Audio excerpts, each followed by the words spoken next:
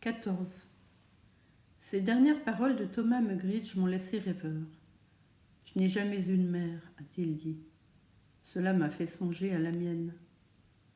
Ai-je bien toujours prisé à sa juste valeur le bonheur d'avoir une mère? J'ai toujours été d'une nature un peu égoïste et l'affection féminine m'importunait souvent. Ma mère et mes sœurs étaient sans cesse autour de moi. Elles s'inquiétaient de ma santé avec sollicitude et me demandaient si je n'avais besoin de rien. C'était avec un véritable désespoir que je les voyais faire irruption, parfois, dans l'antre qui me servait de cabinet de travail, et dans le désordre savant auquel elles s'obstinaient à vouloir remettre leur ordre à elles. Quand elles partaient, tout était si bien rangé que je ne pouvais plus rien trouver, des papiers ni des livres dont j'avais besoin. Combien à cette heure, hélas, la sensation de leur présence m'aurait été douce, et combien agréable le froufrou de leur jupe qui m'horripilait tant. Si jamais je les retrouve, mon point de vue sera singulièrement modifié. Je supporterai tout avec une patience angélique. J'avalerai avec un sourire tous les médicaments, utiles ou non, qu'elles me présenteront le matin, le jour ou la nuit. Elles pourront bien, à la minute qui leur plaira, envahir mon bureau, l'épousseter, ranger et balayer à leur gré. Moi, pendant qu'elles opéreront, je me renverserai dans mon fauteuil à les regarder et je remercierai le ciel de m'avoir donné mère et sœur. Où sont les mères et où sont les sœurs? Où sont les épouses ou les amis des 20 et quelques hommes du fantôme? C'est une chose malsaine et contre nature que l'homme vive en dehors du contact de la femme et la méprise ou dédaigne comme le font toutes les brutes qui m'entourent. La dureté et la sauvagerie sont les résultats de cet isolement. Il n'y a pas d'équilibre dans leur existence. La spiritualité de leur nature s'est atrophiée.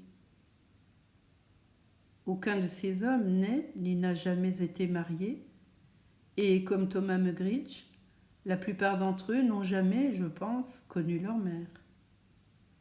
Ils sont nés sordidement, d'on ne sait qui, on ne sait où, comme éclosent au soleil les œufs déposés sur le sable par les tortues. Ils vivront toute leur existence en véritables insexués, mi-hommes, mi-brutes, s'irritant et s'abrutissant toujours davantage à leur mutuelle friction, et ils mourront un jour aussi lamentablement qu'ils ont vécu. J'ai l'autre soir entrepris Johansen à ce sujet. Il m'a déclaré, et ce sont les premières paroles étrangères au service dont il m'a gratifié depuis le début de la traversée, qu'il avait quitté la Suède à 18 ans. Il en a 30 aujourd'hui, et n'est pas dans l'intervalle une seule fois retourné chez lui. Il y a 2 ans, il a rencontré au Chili, dans une pension de matelots, un homme qui venait de sa ville natale. Il a ainsi appris que sa mère était toujours vivante. « Elle doit être très vieille, dit-il d'un air rêveur. » Il baissa les yeux sur la boussole, puis les releva pour jeter un regard sévère à Harrison, qui avait laissé le gouvernail dévié d'un point. « Quand lui as-tu écrit pour la dernière fois » demandai-je. Il fit à haute voix un calcul indécis. « En 81. Non, en 82. C'est-à-dire non, en 83. Oui, c'est bien ça, en 83. Il y a 10 ans. D'un petit port de Madagascar. J'étais à cette époque dans la marine marchande. » Il fit un grand geste comme pour désigner sa mère qui était loin, très loin, aux antipodes. Chaque année, je projetais d'aller la voir. Alors à quoi bon écrire? Et toujours un empêchement survenait. Mais maintenant que je suis passé second, je pourrais faire peut-être le voyage. Quand j'aurai palpé ma paix à Frisco, au retour, $500. Je m'engagerai sur un voilier anglais, doublerai avec lui le Cap Horn et gagnerai Liverpool ou un autre port britannique. Ce que je toucherai s'ajoutera à mon pécule. De là, je paierai mon passage jusque chez moi. Et si ma mère est encore vivante, elle ne travaillera plus. Elle travaille donc encore, demandai-je. Quel âge a-t-elle? Dans les 70 ans. Et il ajouta d'un air fanfaron. Chez nous, tout le monde travaille depuis sa naissance jusqu'à sa mort. C'est pourquoi on vit si vieux. Je vivrai jusqu'à 100 ans. Si cette conversation que j'eus avec Johansen, et que je n'oublierai jamais, fut la première, elle fut aussi la dernière. Car les 100 ans qu'il croyait atteindre ne devaient pas dépasser la nuit qui suivit. C'était une nuit calme et chaude. Les vents alizés nous avaient quittés, et le fantôme avançait lentement, d'1 mille à l'heure à peine.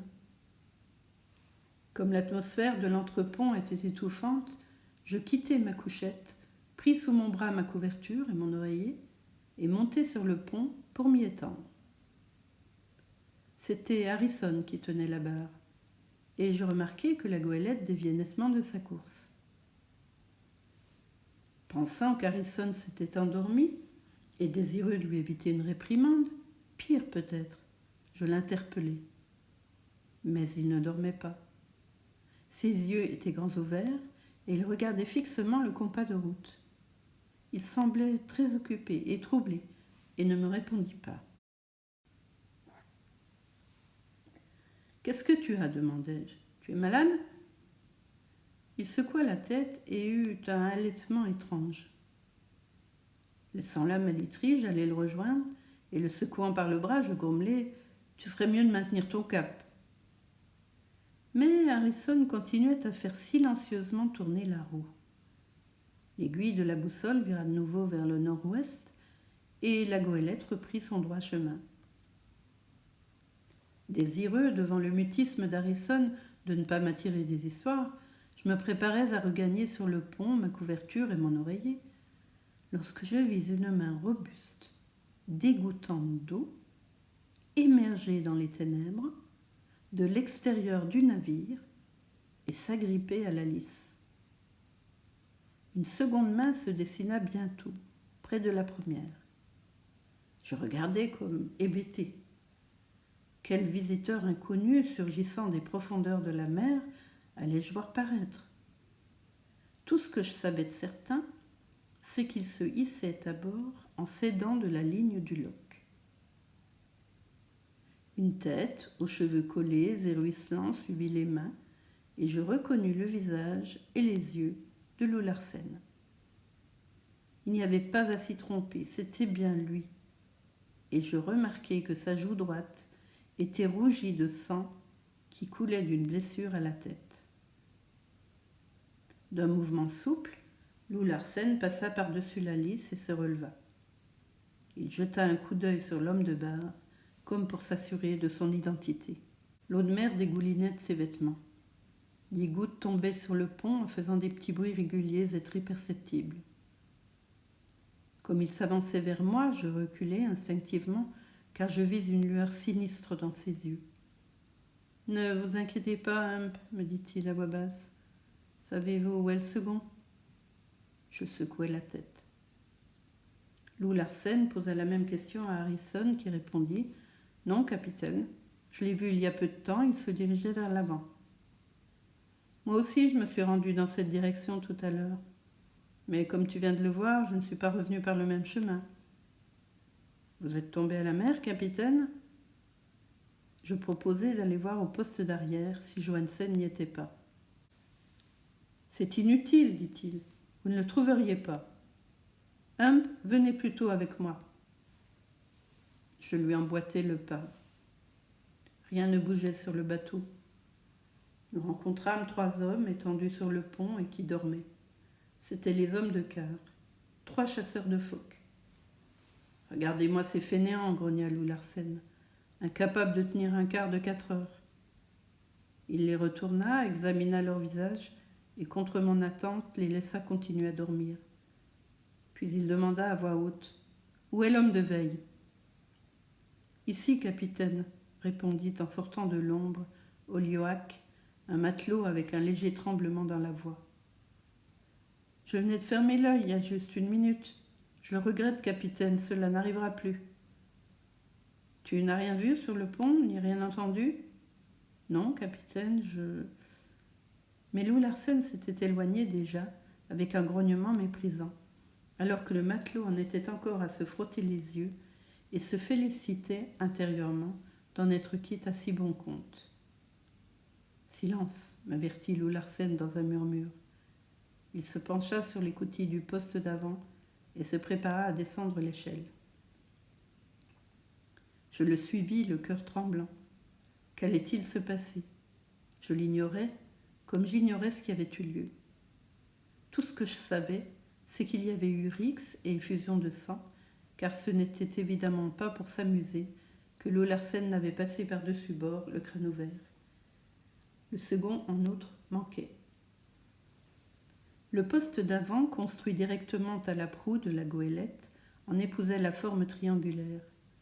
Sur deux des côtés, les couchettes étaient alignées en 2 rangées superposées. Il y en avait 12 au total, dans cet espace étroit où 12 hommes s'entassaient pour y manger, dormir et remplir toutes les fonctions de la vie. Ma chambre à coucher à San Francisco, qui n'était pas d'une grandeur exagérée, aurait pu facilement contenir une demi-douzaine de pièces semblables. Et si on tenait compte de la hauteur comparée du plafond, on en aurait casé le double. Ça sentait le sûr et le moisi, et à la lueur confuse de la lampe, je distinguais du bas de l'échelle des bottes de mer, des cirés et des vêtements de toutes sortes, pendus à la cloison entre les couchettes. À chaque coup de roulis, toutes ces frusques se balançaient en avant puis en arrière, avec un bruit pareil à celui de branches d'arbres, frôlant sous le vent un toit ou un mur. Parfois, une paire de bottes frappait plus pesamment le panneau, à coups irréguliers. Et malgré la nuit calme, c'était un concert incessant et sourd de craquement du bois et de la membrure de la goélette, auquel se mêlaient en dessous de nous des clapotis et des rumeurs d'abîme. Tout le monde dormait ou faisait semblant, et il y avait 8 matelots. L'atmosphère était lourde de la chaleur naturelle de l'air et des relents de leur haleine, et l'oreille s'emplissait de leurs ronflements, de leurs soupirs et de leurs grognements. Tous dormaient-ils vraiment ? Depuis combien de temps ? Et en toute sérénité de l'âme ? C'était le point que Loup Larsen chercherait à éclaircir. Personne ne bronchait. Loup Larsen décrocha de son piton la lampe à roulis et me l'attendit. Puis, pendant que je l'éclairais, il commença son inspection. Dans la première couchette, par tribord, de la rangée supérieure, reposait Ofti Ofti, un Kanak splendide, ainsi baptisé par les autres matelots. Il était étendu sur le dos et respirait aussi doucement qu'une femme, un bras sous sa tête et l'autre allongé sur la couverture. Loup Larsen mit sur le poignet de l'homme son pouce et son index et en palpa le pouls. Le Kanak s'éveilla, aussi placidement qu'il dormait, et sans aucun mouvement du corps. Seuls bougèrent ses yeux, qui s'ouvrirent tout grands, énormes et noirs, et qui nous observèrent sans un clignotement des paupières. Loup Larsen mit son doigt sur ses lèvres pour recommander le silence aux dormeurs, et les yeux se refermèrent. Dans la couchette en dessous gisait le gros Louis, qui avait chaud et transpirait. Il était visible que son lourd sommeil, comme celui du Kanak, était dépouillé d'artifice. Tandis que Loup Larsen lui pressait le poignet, il s'agita, mal à son aise, et arqua son corps de telle façon qu'il ne portait plus que sur les épaules et les talons. Les lèvres remuèrent et laissèrent tomber ces paroles énigmatiques. « 1 shilling vaut 1 carat, mais sortez vos lampes pour les pièces de 3 pence. Ou les tenanciers des bars vous les refileront pour des pièces de 6 pence. » Cela dit, il se roula sur le côté, poussa un lourd soupir et continua. 6 pence, c'est un tanner. Et un shilling, c'est un bob. Mais ce qu'est un pony, je n'en sais rien. Note, tanner, bob et pony, mots d'argot populaire. Convaincu que ces 2 hommes dormaient du sommeil du juste, Lou Larsen passa aux 2 couchettes suivantes, occupées respectivement, comme la lumière de la lampe nous le montra, par Litch et par Johnson. Alors que Lou Larsen s'inclinait sur la couchette inférieure pour tâter le pouls de Johnson, je vis Litch, qui était au-dessus, se soulever subrepticement afin d'observer ce qui se passait. Il devina sans peine la manœuvre de Lou Larsen et ce qui suivrait son expérience, car la lampe s'éteignit soudain dans ma main, nous plongeant tous dans les ténèbres.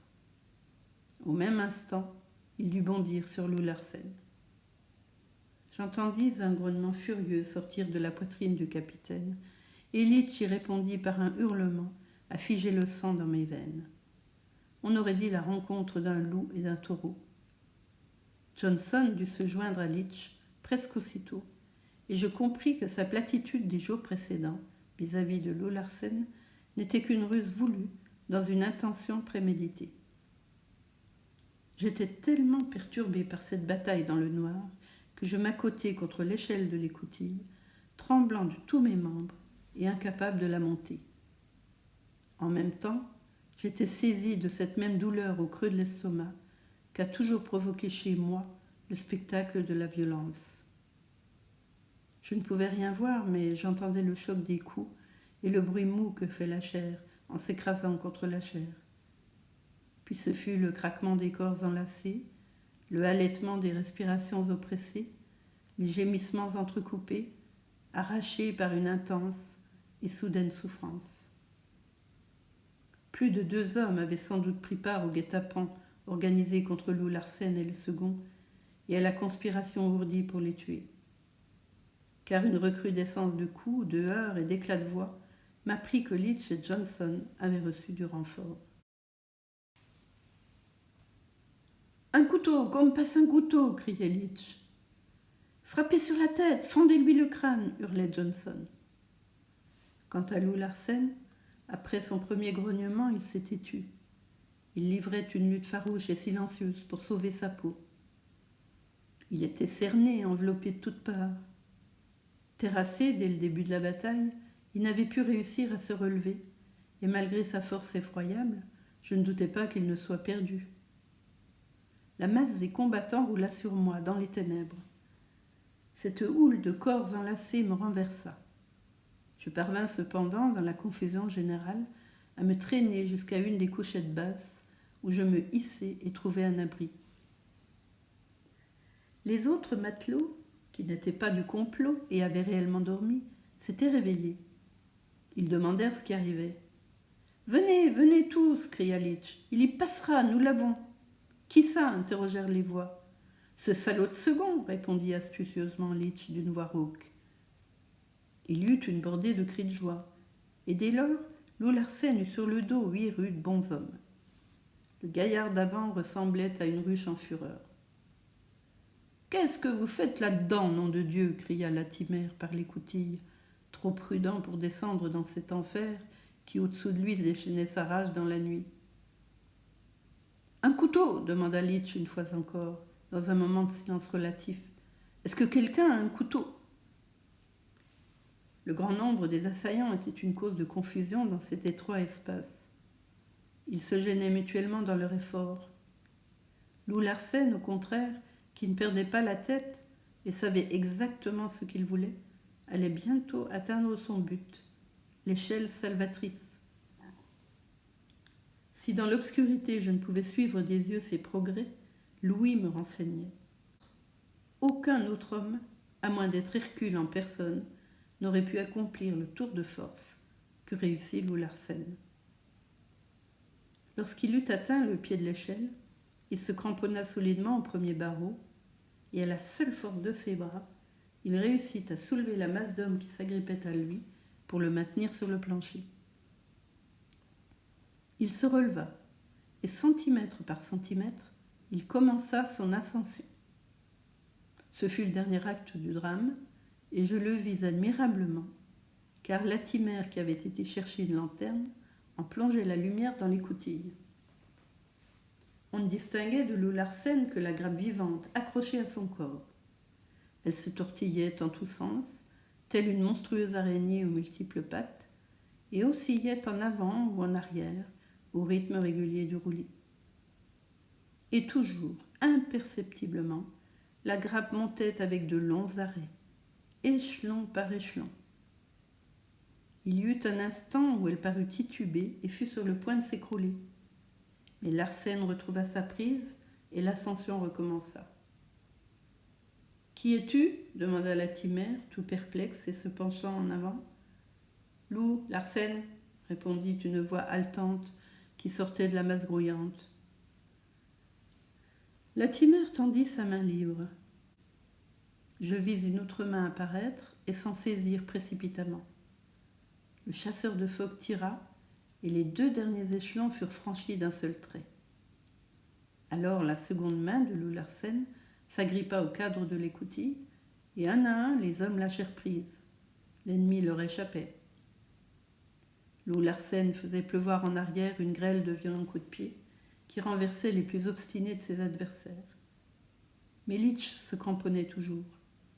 Il s'écroula à la renverse et, jambes en l'air, il vint heurter des épaules et de la tête ses camarades pressés en dessous de lui. Lou Larsen et la lanterne disparurent, et de nouveau, la nuit nous enveloppa tous.